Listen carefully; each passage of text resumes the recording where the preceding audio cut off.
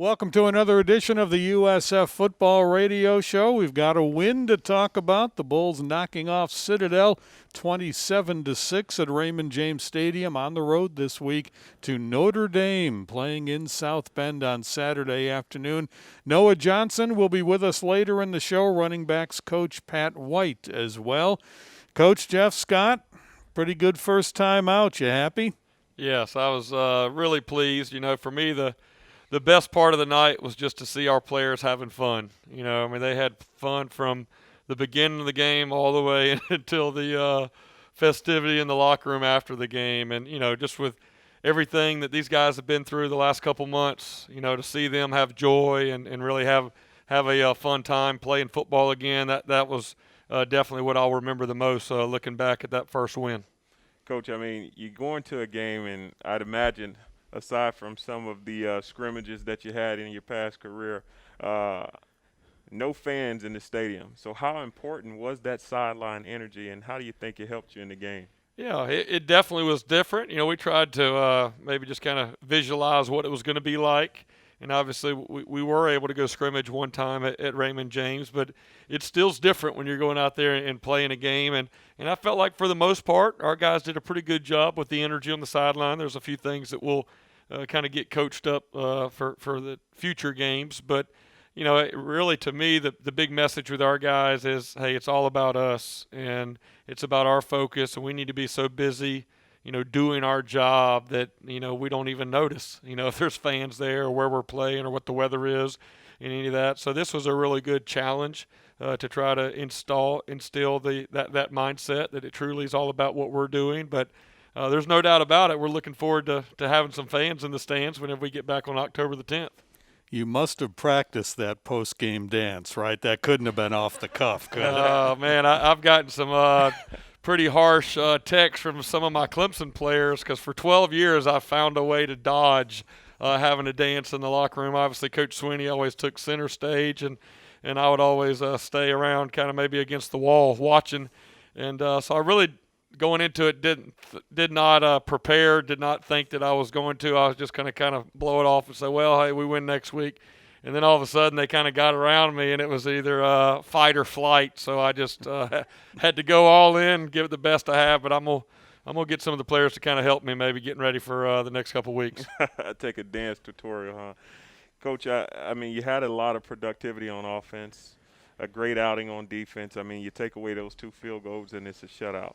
But I think the thing that was most impressive from my eyes was the fact that you guys really limited penalties.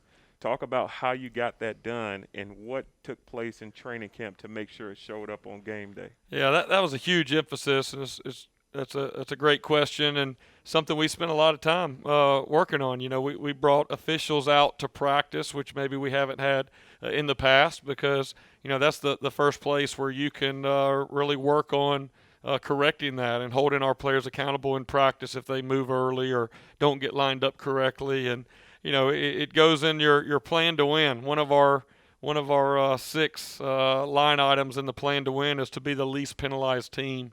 And so that was definitely one thing that I was proud of, especially, with 4 new guys up front on the offensive line, and a new center, and different quarterbacks going in there.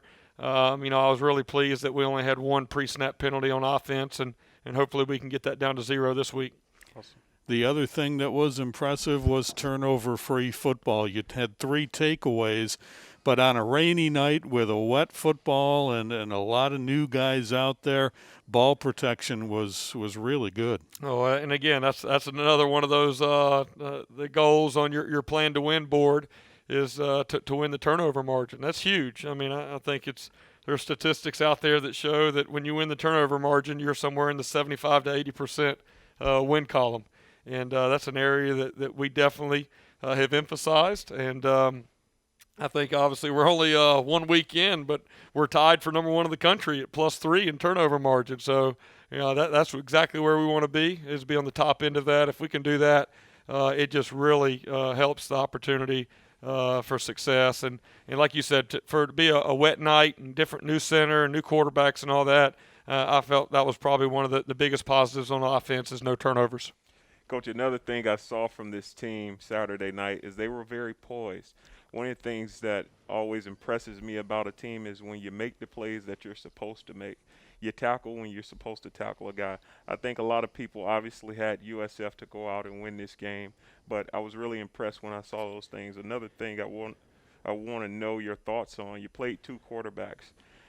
Obviously, you look at a guy like Jordan McLeod. He's played some good football, but he still needs those reps. How do you make that? How do you make that decision to say I'm going to bring a Noah Johnson in, and even though it's a game where it's probably already closed out, how do you make that decision where I'm going to bring a Noah Johnson in and take away the reps of the first team guy? Yeah, and that's something we've talked about, and also Cade Fortin was not available to play, and he'll be a young man that when he gets back, he's going to get some opportunity because he's a very talented player as well. For us, I think, we've myself and Coach Charlie Weiss have tried to do a great job of keeping open communication with those quarterbacks. We've said from the beginning we have a good problem. It's good. We've got at least 3 quarterbacks that we feel like we can truly win with, and that's also a problem because you can only play one guy. And so our message with those guys has been very clear that, hey, we're going to use these first 3 games, these first 3 non-conference games as an opportunity to get you guys as many reps as we can with the goal of going into our first conference game on the road at Cincinnati October 3rd, that we really kind of have that quarterback position settled. And so I think the guys understand that we're going to roll through some different guys and give them as many live reps in game situations as possible. And that's how you get better, is getting those reps. But the character of our quarterbacks that are in that room really allow us to be able to play multiple guys and nobody getting their feelings. You had 12 unavailables, various reasons, not specified, but we know that life in the COVID world is going to make this a factor pretty much every game. 3/5 of your offensive line is gone, the whole left side and the center. I mean, that's a pretty big mountain to climb to get those youngsters, freshman center, and some really young guys coming in and stepping up. Yeah, up until last week, we really felt like we were going to have 4 returning starters on the offensive line, with Michael Wiggs being the one new guy added to the mix. And then, after some things had happened, we ended up going into the game with 4 new starters. And that was definitely a challenge. And I think, we were, trying to be cautious in some areas. But for that group to be able to go out and help us rush for over 300 yards, I think that really speaks a lot to those young men. It also speaks a lot to Coach Alan Mogridge, our offensive line coach. He's done an excellent job. And really, at the end of the day, we're going to get these guys back. We feel confident in that, and we'll just have to figure out when that is. But when we get those guys back, man, it's really gonna add to our depth. Now we'll have almost 2 groups of offensive linemen that have played in games, and in a year like this with COVID, you need as many linemen as you can possibly have because you're probably going to be dealing with some things every week. So that's going to be an added benefit for us down the road. Coach, we saw a lot of guys get involved. I think, with no official count here, I think we saw at least 5 guys, not including the quarterbacks, carry the ball. Maybe 6 or 7 guys actually catch balls. One of the things I was surprised about is not seeing Ford at receiver, having seen him at receiver last year. I know that you guys come in, you see things different from a schematic standpoint.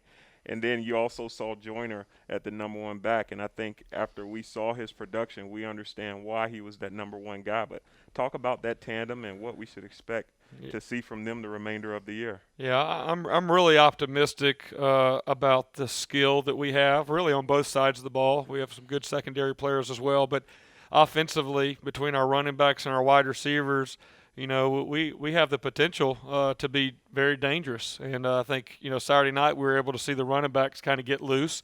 And I think when we bring our passing game up to speed, then we're really going to have a chance to be explosive. But, Johnny's been a guy that's a playmaker. You just find ways to get the ball in his hands.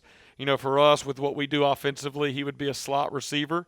And I think with the trust that we have and respect we have for Bryce Miller, and then also you have OD and T. Horn as being guys that can play receiver in the slot. It allowed us to move Johnny to running back and kind of be that change of pace guy for us. And then the other running back that's had a really good fall camp that only got a couple carries he's been battling a little bit of injury, and we just kind of protected him Saturday night as Darian Felix. I really think those three guys are going to be a kind of a three-headed monster for us at running back. And then we also got to see Brian Battie get in there late and have some nice runs. So, I'm really optimistic and excited about, seeing the skill on offense as they continue to develop. You had a great recruiting story about Omarion Dollison. I know you were really pleased to get him into the USF family. And as a guy that loves stats, I really get a kick out of 1 punt return, 0 yards, 1 touchdown. That was a heads-up play, though. He had an opportunity, and he took it. Yeah, that's what we say all the time. Hey, you never know. That ball sometimes comes off a foot a little bit funny, and but when you're playing fast, then you have a chance to make those plays. And that was a heads-up play, and just to be able to turn around and catch the ball. I went over to the official afterwards and said, what would happen if he'd have dropped the ball and it would have gone out of bounds right there? He said, well, it'd be a safety. So I knew that if the punter kicked it out of the end zone as a safety, I wasn't sure if it hit our hands how that would work. But yeah, that was great. That was a momentum play, and again, one of our keys on our plan to win is to make a difference on special teams, and that was a huge play in the game, and really got that extra touchdown on the board early there in the second quarter. Bulls win it 27-6. A little more on Citadel and a lot on Notre Dame when we return on the USF Football Radio Show on the USF Football Radio Network, presented by Marathon. Welcome back. It's the Bulls and Notre Dame coming up from South Bend. This will be a brand new television network for the Bulls. It'll be on USA Network. First time the Bulls have appeared on that channel. We'll have it for you starting at 1 o'clock on USF Bulls Unlimited, and then on AM 1250 WHNZ as the Bulls and the Notre Dame Fighting Irish play for the first time since 2011. That memorable game 9 years ago, Sam was part of it as the Bulls came up with a victory against the Fighting Irish, and many, many delays and lightning stoppages in that one. So, Coach, we hope this one goes straight through. Hope the Bulls have every bit as much good fortune as they did 9 years ago. Yeah, we're excited about it. I mean, I learned of our trip up to South Bend whenever I got here, just kind of studying the history, and that obviously being a huge win for the program. And for me, I've never had the opportunity to coach in South Bend. We played Notre Dame a couple times while I was at Clemson, but never up there. And so actually whenever I accepted this job, one of the first things that came to my mind was I was going to miss out on the Clemson game this coming year going up to South Bend, because that's one I've had circled on my calendar for many years. And then when Michael Kelly talked about the potential of us playing Notre Dame, I got really excited, just for our program and for our young men to have that experience is something that, I know they'll cherish the rest of their life. Coach, I mean, it's many games that I played in college that I wish I had taken the time to actually just freeze time and just really saturate myself within the experience. And I think the Notre Dame game was definitely one. What are you telling your guys about this experience, actually going up to Notre Dame, the historic past of the actual programming and et cetera? Yeah, I think that there's definitely a balance within that. I mean, I do think that it's a very unique experience and one they need to know about, and we'll definitely communicate that to them. But I think the biggest message from us as coaches is that, our preparation should not change, regardless if you're playing Citadel or you're playing Notre Dame. Right. At the end of the day, it's all about us. It's all about the USF Bulls, and, we need to stay focused on ourselves. And, we're hoping to get up there Friday and get a chance to walk around the stadium and kind of get all that stuff out of the way. And I'm looking forward to that as well. But I think that the biggest thing is we got to keep the focus on ourselves. And, my other message to our guys is, hey, we don't have to play perfect to win, but we have to play very well. And we have to play as a team. We have to play complementary football. And we're going to have to play at a high level, but we don't have to play perfect to win. I think that's really the message that our guys need to hear. Notre Dame is 1-0 also. They beat Duke in their first game in their ACC opener. A little jarring to see the ACC logo on the ground there. What have you seen from the tape of Notre Dame? What are you anticipating from them? Well, like I said, I've been fortunate to have a couple games against them the last few years, and you know what you're going to get with Notre Dame. They're very well coached. Coach Kelly he and his staff do an excellent job having their team prepared. They're always a very physical team. That's one thing you know when you're getting ready to play Notre Dame. It doesn't matter which decade you're playing them. They're going to be physical. They're going to be well coached. They're going to make you earn every inch that you get. They're not going to beat themselves. And so, you know, that's the big thing we're telling our guys to say we've got to be able to execute at a high level because this is a very talented team. And, you know, I know many people have them projected to you know, potentially be in the playoffs and all those type of things. So it's a huge challenge, but also incredible opportunity. Coach, there are some guys that showed up this game, and it could be because of scheme or it could just be they had a great game. One of the guys I'm talking about specifically is Antonio Greer. When you take a look at what Notre Dame is doing on offense, what guys do you expect to show up from a schematic standpoint, and what guys are you communicate? Hey, you got to play well because they'll try to infiltrate, they'll try to exploit this part of whether it's the offensive unit or defensive unit. Yeah, well, I'm really proud of Mr. Greer. He had 10 tackles in the first half last week, and right. Him and Boyles have kind of been the heartbeat there inside at the linebacker position the entire offseason and fall camp. So I was not surprised at all to see him play well this past Saturday. And I think, the biggest thing is Notre Dame is huge across the offensive line. I guess I should have said that's another thing. You know what you're going to get with Notre Dame is they always have a huge, strong offensive line. So it'll be a big task for our defensive line, and linebackers, our front seven, are going to have to play extremely well, play with their hands, stay off the ground, do those type of things, because that's what Notre Dame's going to do initially. They're going to come out and just try to run it right down your throat, and then they have a very talented quarterback for the play actions and other throwing games if you start getting too many hats committed to stopping that run. So it'll definitely be a challenge for us, but I think it'll also be a great opportunity maybe to see exactly where we are. Last week was a great challenge, but it's a triple option offense. It's a completely different deal, and what we see offensively from a scheme perspective will be more similar to the offenses schematically that we'll see the rest of the year. Notre Dame's tight ends are very active, too. When you look at the number of receptions they had even in week one, that's part of their size, too. A lot of times the guys catching the ball are those 6'4", 6'5", 250-pound guys. Absolutely. That's where you can sometimes, from an offensive perspective, you can find some nice mismatches when you get that big 6'4", 6'5" tight end, maybe lined up against a undersized linebacker or nickel secondary guy. And so, I think we've got to do a great job within our scheme to be sure that we're giving our guys the best opportunities to defend some of their best players in the places where they want to put the football. Coach, maybe this isn't something that you necessarily want to speak on now, but is this another game like the Citadel? I know you spoke towards it earlier. Is this another game where we're probably going to see multiple quarterbacks early, or do you want to see one guy over the other just get settled in, and give you guys the best chance to win throughout the course of the game? Yeah, well, part of that's going to be how the guys look in practice, this week. Every week's a new week. We start over. Started with practice today, and we still have 3 more days to go. But, more than likely, we'll play multiple quarterbacks. And, again, kind of goes back to what I said earlier that, we really want to use these 3 games, the Citadel and Notre Dame and FAU as an opportunity to play several of the quarterbacks and, let them get some good experience because we're going to probably need them throughout the whole year. And also give us an opportunity to evaluate these guys in live game reps. And so I'm definitely not opposed to playing more than one quarterback Saturday afternoon.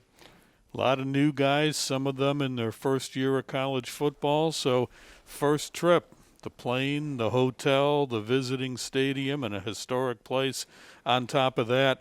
What do you tell the young guys to prepare them about life on the road in college football? Yeah, we're going to get a good tutorial on that. I think we're on the road now these next 3 weeks, and that's part of it. In order to be a consistent winner, you got to find a way to win on the road, and part of it's just exactly what you said. It's the Friday focus.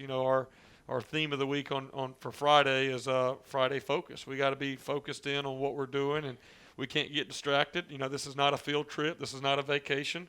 This is a business trip, and we're going up with one thing in mind, and we all need to be locked into that. And, if the guys are anything like they were this past week, they were locked in and focused and did a great job leading up to the game. And that's what I expect as we get on the plane and head to South Bend on Friday.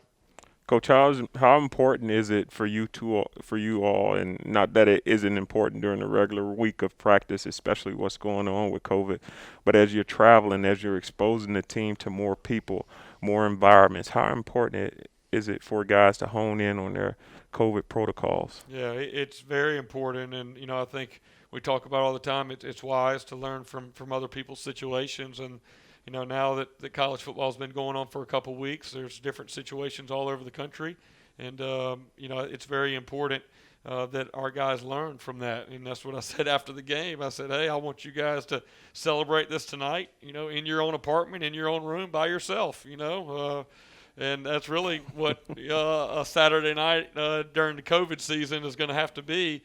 And I asked how many of you guys want to go to South Bend with us on Friday, right? We're going to have 3 tests before we ever get on that plane, and then we'll have 1 test when we get there that night. And so 4 tests this week, which is the right thing to do. But it definitely it's the discipline and the extra level of care and responsibility that each of our young men and coaches have to have during this COVID period. Coach, there isn't a single USF football fan that can't tell you exactly what happened in South Bend 9 years ago. And you've embraced the history of this program since you've been here. You've reached out to football alumni. Just as we talk during commercial breaks here, it's very clear you know what happened when the Bulls beat Notre Dame. It's important, isn't it? Absolutely. We have a shorter football history of 23 years. You look at Notre Dame, I think they're over 125 years. But even in that short period, there's been some special years, some special teams, and special moments. And, my job coming in here is not to start from I'm not starting from the ground level. There is a foundation that's in place. To me, what our goal is to really build on that. And, that's another great thing about this game this week is our players get to learn a little bit about that team in 2011 that went up to South Bend. And I'm looking forward to being able to share, a few of those experiences with them, and then also let our guys know, hey, this is your time. This is a new chapter as we get started this season. Life's full of new beginnings, and this 2020 is a new beginning for this team and for this football program. Just a extra comment, and I'll use Jim as my reference on this. But Jim, I actually think before we traveled up to that game, we attended Leroy Selman's funeral as a team.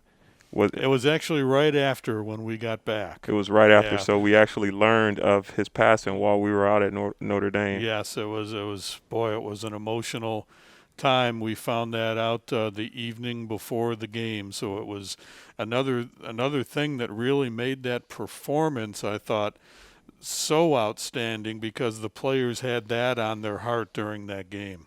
And you talk about an opportunity for a team to band together and then go in a hostile environment with so much adversity sitting in front of you. It seems like your team pretty much has this identity. You transition into a new head coach. You're dealing with all these things in the offseason. Now you're going into a hostile environment. You just came off a home game where you didn't have the support of your fans. You didn't have the student section to run to and celebrate. So do you think this offseason and what you all have been through will carry into this game? Yeah, that's definitely the hope. I think adversity kind of reveals your character, right? Not just as an individual, but also as a team. And usually as a football coach, you have to wait until you get into the season to really face some adversity. And I think the adversity that our young men have already faced in the offseason really was able to help us come together before the season ever started. And I think that speaks to what you saw last Saturday night as this group really looked like a closer team playing, and we're going to have to play. What we talk about right now is playing with one heartbeat and getting 100, to play as one. One team with one dream and one heartbeat, and that's really the messaging that I want our guys to be thinking about, and hopefully our fans will be able to see that as they watch this team this fall. Coach, congratulations on 1-0. Good luck this weekend in South Bend. Great, thank you. Head coach Jeff Scott. Stay with us. Quarterback Noah Johnson later in the hour. Running backs coach Pat White as well on the USF Football Radio Network, presented by Marathon. Welcome back to the USF Football Radio Show, the Bulls and Notre Dame. It's a 2:30 Eastern Time kickoff Saturday.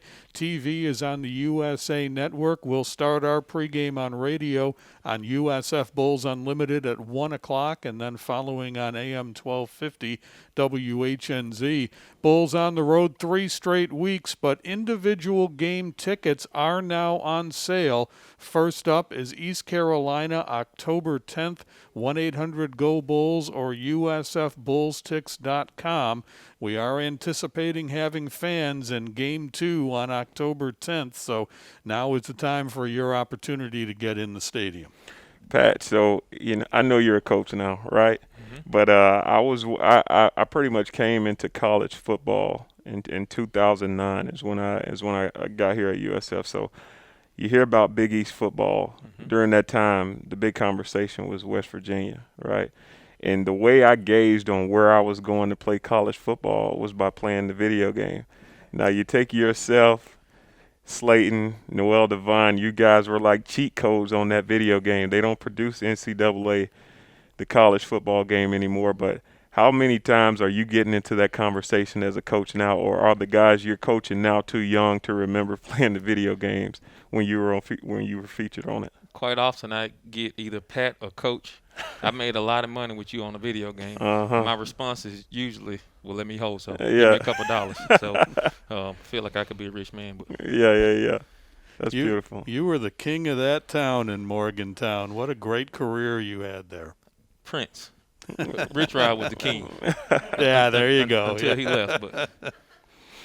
Awesome. Well, one of the other things I'd like to speak about, you look at West Virginia, you look at what you did there. In the 2 positions that I see highlighted, obviously the quarterback, 3, obviously the quarterback position, they went on to having Geno Smith and a few other guys after that. And then you look at the receiver position with Tavon Austin, Stedman Bailey. And then you look at the running back position, Devine, Slayton, and those guys were after you, but how similar to what you guys are building at USF can you kind of just kind of compare it to? I mean, this is what I see, and this team had those pieces last year, but it just seems like you guys are getting into featuring guys in a different manner. You see all these guys get active. You see 5 different guys carry the ball. Mm-hmm. You see the quarterbacks running with the balls in their hands. So what do you think? Talk to me. I think we have the skill set to make teams play with all 11. It's pretty special when you have a trigger man, a quarterback who can move around and make plays happen with his feet, right? Not only they're playing with 10 and there's somebody sitting in the middle, now he has to get in the run game and fit as well. So there are some great opportunities. Plus, just the talent we have in the backfield. We have a handful of guys who can take it the distance. And not only that, they're good young men, right? They're buying into what coach is preaching to them, and it's showing. What turned you on to coaching? You played NFL, you played professional baseball as well, and then got into the coaching ranks. You came here from Alcorn State. Tell us a little bit about your career decision to get into coaching. I tried very hard to run from coaching, but I was blessed to have a teammate, a friend who saw something in me that I didn't see it myself. Ryan Stanchek, who's the offensive line coach at Southern Miss now for 2 years. Asked me to come coach. And at the time, I wasn't in the place to coach, but his 3rd time asking, he was like, look, I'm going to ask you till you say yes. So say yes so I don't have to keep asking. And for me, that was a sign from the Almighty that this is where I was supposed to be. That's an awesome question, Jim. So awesome that it was actually mine. You stole it, but I'll let you have it. That's what I'm here for. So I'll take it a step down. What turned you on to USF? my conversation with Coach Scott. Awesome. I don't think he knows this, but we were in the middle of a national championship, HBCU national championship, and walked in my locker and looked at my phone for a second. I saw I had a text from Coach Scott saying, "Hey, this is Coach Scott. Could you give me a call?" So I waited to after the game. And after the game, I said, "Hey, Coach, we just finished in the game. Do you mind if I give you a call later?" So we spoke that evening, and just what he said to me, the way he commanded the conversation, and just his, you can tell that he really cares about the kids in the young men in the program, even before he got here, and knowing what he came from, it was important for me to have an opportunity to come coach here. Plus, getting my head beat in a couple times by the Bulls, right? If you can't beat them, join them. Right, exactly. Now, you had some good days too, though, against USF in your playing career, especially up in Morgantown. I remember a couple of great games there. When we talked earlier, shortly after you took the USF job, I reminded you about the last game there in the snow, and just a sea of white on the field because about 2 inches of snow had fallen, and the guys going out there with the snow plows and carving out a big number 5 at midfield for you. And that was just really memorable to me that they would do that. I believe it was our last time up there playing the Mountaineers. Special times. Yeah, it definitely was a special time, which for me, I'm grateful, very appreciative of it. Just there was more than just number 5 out there making those plays. So although I am appreciative, I wanted my teammates to know at that time that they were just as important to the success of the university or the program as I was. So, Pat, having you're a guy that has weathered the storm, and what I mean by that is, you go from playing at a very high level in college, you get the opportunity to play in the NFL, and now you're back in coaching.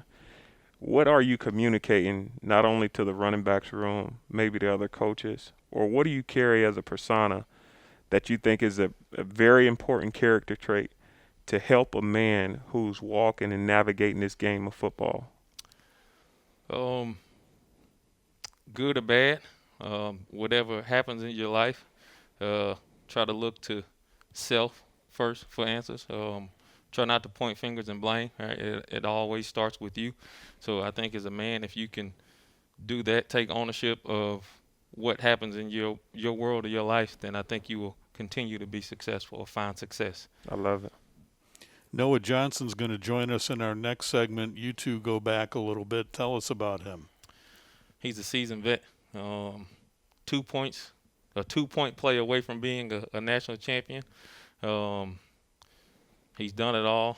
He's a great leader, and you can tell by just how, in a brief period of time, how the guys have taken to him, how they trust him and respect him, and most importantly, he's going to give you everything that he has on the field and off the field. He's probably a weight room warrior, is what I would call him back in my day. I love to hear that. And one of the things I noticed about Noah, who I'm very excited to speak to here next, and it was one of the things that I carried as a ball player. I used to tell running backs, quarterbacks, you better not look me in my eyes, right? And that's a thing that I see with Noah. Whenever the coach is talking, or whenever I see a certain level of conviction in his eyes. Yep. So that's one of the things I appreciate. How fun is it to coach this running back room? We got a very fun room, a bunch of personalities, Right. which is, I'm guessing, pretty typical for that room. Yeah. But a lot of guys who are unselfish. They Right. encourage each other. They enjoy seeing their teammates make plays, and that's big. There's only one ball, right? Right. You can only go in one running back's hand at a time, but Right. they understand that, they appreciate that, and they push each other. And I think your biggest guys maybe 5'11", 190. Yeah. Right. But you have guys that can literally go 99 yards every play. Yep. And so that just excites me, having the opportunity to watch it every day. So I know it's a joy. I know it's a pleasure for you to be able to coach those guys. It's grand, and most importantly, we have a front 5 who are willing to work, right? Mm-hmm. Coach Mo has done an excellent job of getting those guys right up front, and for us, it's just finding the hole. We're not as big, so we can hide a little bit, right? We got some pretty big bodies up front, so they can get lost and get gone real fast. Do you turn on film from back at your West Virginia days when you got the Slaytons and the Noel Devines? I have not turned on any film. Some highlights every once in a while when Right. they challenge me, just to let them know that Yeah. the old coach could do it a little bit back in the day. But Yeah. haven't turned on any film. I was telling Kelly Joyner, actually, who wears number 10, Right. like Steve Slayton wore, that Mm-hmm. when I see him on film, I see a lot of Steve Slayton. I can't lie. He's pretty talented, pretty unique, and he can get out of there. Now, same thing with Devine, and I don't know if it was a rumor, but the rumor was in high school he was benching like 405 pounds. Probably. Right, and so you see that, and maybe not as much strength, but you see the guy, Johnny Ford, he can make a guy miss in the phone booth, right? Yeah. In the phone booth, Jim, right? It ain't much room in there, but he can make a guy miss. He can make more than one guy miss in the phone booth. That's crazy. Probably 3 or 4. Coach, that was a fast segment. We got to have you back sometime. Thank you. Appreciate you having me. Bulls running backs coach Pat White, stay with us. Noah Johnson is next on the USF Football Radio Network, presented by Marathon. Welcome back. The Bulls and Notre Dame, 2:30 on Saturday from South Bend. Next home game, October 10th, East Carolina. Tickets are on sale, so grab them now. It will be limited capacity, so don't wait. 1-800-GO-BULLS or usfbullstix.com. Bulls quarterback Noah Johnson joins us, number 0.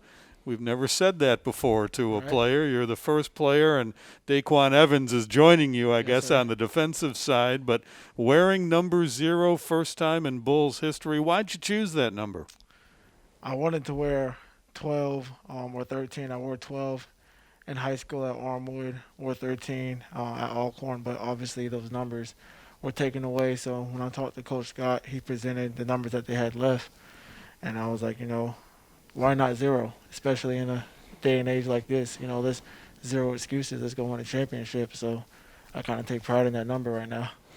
And I love that, right? And you're a guy who's been very close, right? Maybe a little not a little. I'm sure it was a big letdown for you considering how close you were at your prior school. But I know it's obvious. And I asked this question: why USF? I know it's obvious. You played at Armwood. You're back home, but I still want to know why USF outside of the fact that you're from Tampa. When I talked to Coach Scott, he was very honest with me about the way he's going to run this program and, the staff that he was building. And I knew some of the guys, KJ, Mike Hampton, Kyle LaPointe, talking to some of those guys. And, I wanted to be around it, and I wanted to, help build the culture and get it back. I know what USF is all about. Of course, I've seen you play back in the day, BJ and Quentin Flowers, and seeing those guys.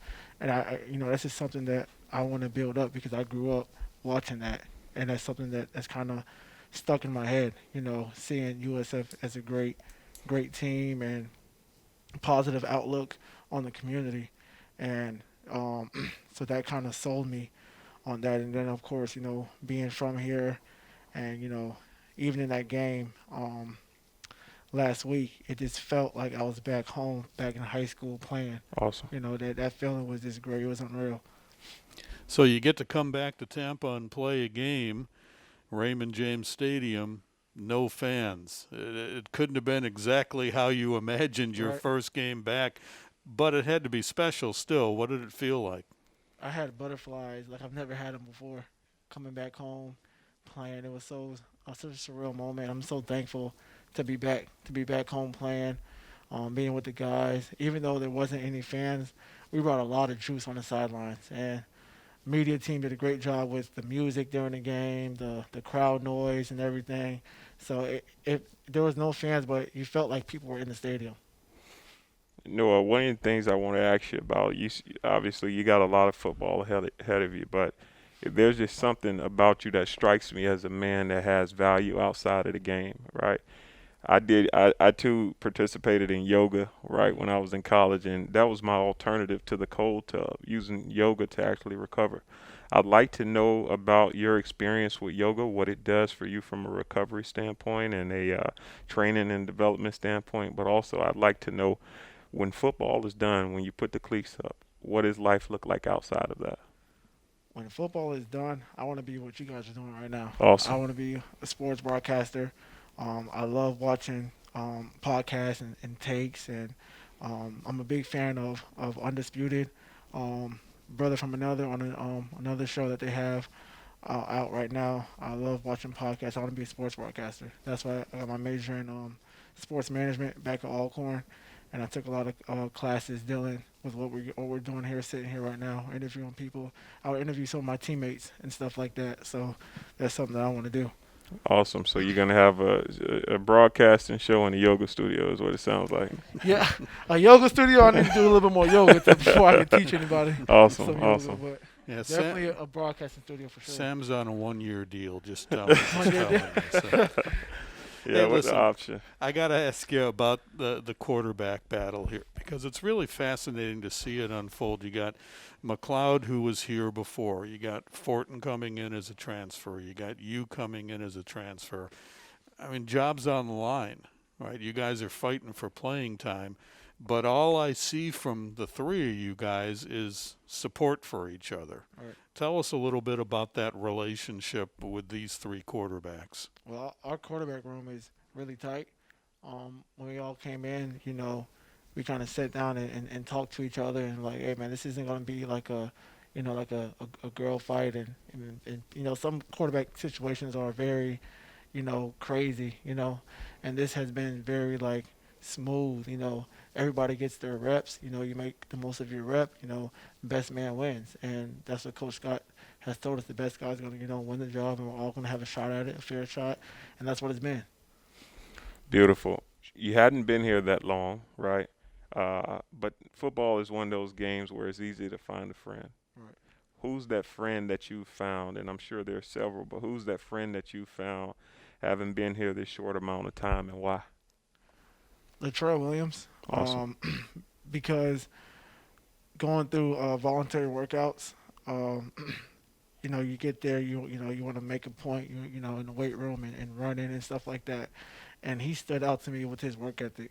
And, we started competing every day. And then I actually called him out for a race, not knowing he was like, 4'3" guy. Didn't know that, so he called him out for a race. He beat me by 5 yards. And so ever since that point, we kind of hit it off, man. We compete in the weight room every day, kind of hang tight, hang out outside of football and stuff like that. So he's one person that me and him click tight. Beautiful. Your thoughts on going to Notre Dame on Friday? I'm excited. Let's do it. Let's, ranked opponent, go out there, wing it, have fun, and, guys, let's just go out there and play hard, effort, and, hopefully walk out of there with a win. You know what? You just said something pretty special. You're excited. It's not a lot of guys that play at the HBCU level who have the opportunity to go and then play at a stadium such as storied and historic as Notre Dame. Talk about that process of actually leaving a smaller school in Alcorn State, having a different experience, and now coming to a university with 50,000 students playing in a large metropolitan city. Right. It's a huge difference. Obviously, definitely a cultural shock coming from HBCU to coming to USF, and but I look at from a game standpoint, moving up a level. I feel like football is football. He's gonna put his pads on the same way I do. He bleeds the same way I bleed. You get a little cut, you get a little bruise. It's not too much of a like the light isn't too bright. The game isn't too big. I just feel like you just go out there as long as you prepare properly. I believe in proper preparation prevents poor performance. Right. So you prepare properly, you'll be ready to go. So. We're looking forward to it on Saturday. Noah, congratulations on a great start. Thanks for taking time for us today. Thanks for having me. Bulls quarterback Noah Johnson. Stay with us. Sam and I back to wrap it up on the USF Football Radio Network presented by Marathon. Wrapping up another edition of the USF Football Radio Show, a trip to South Bend for the Bulls this weekend. USF and Notre Dame. You know better than anybody what that means, what that feels like. This is special for this young team. You're right. You know what, Jim? I think every ball player will tell you, hey, you prepare for every game the same. I want to tell you something. It's not true, right? You try to, but there are some games that you can't help. You just get more emotionally aroused for this game is won. A lot of these guys, the only thing you know about Notre Dame is what you've heard, what you've seen on TV, what you've experienced on a video game, right? But for a guy to actually have the opportunity to go up and see the cathedral, to be on the field, it's an experience like no other. And one of the other special things that I like about this team right now is there seems, and you look at everything that's going on in the country, there is nothing in their way. All they have to do is go out and be the best team on the field on Saturday. You didn't see that last year. You saw a little bitterness. You saw a little cliquish behavior. You know, you had some coaching that wasn't necessarily what it needed to be. But it's nothing in this team's way now. All they got to do is just go out and be who they need to be, and I think you'll see a good outcome. We have a couple of interesting weeks ahead. South Bend, 2:30 on Saturday. After that, it's the trip to Florida Atlantic and the meeting of all the Bulls head coaches. 3 out of the 5 in program history will be on the sidelines in Boca Raton. We'll talk a lot about that game on next week's show. Thanks for joining us. The USF Football Radio Network, presented by Marathon.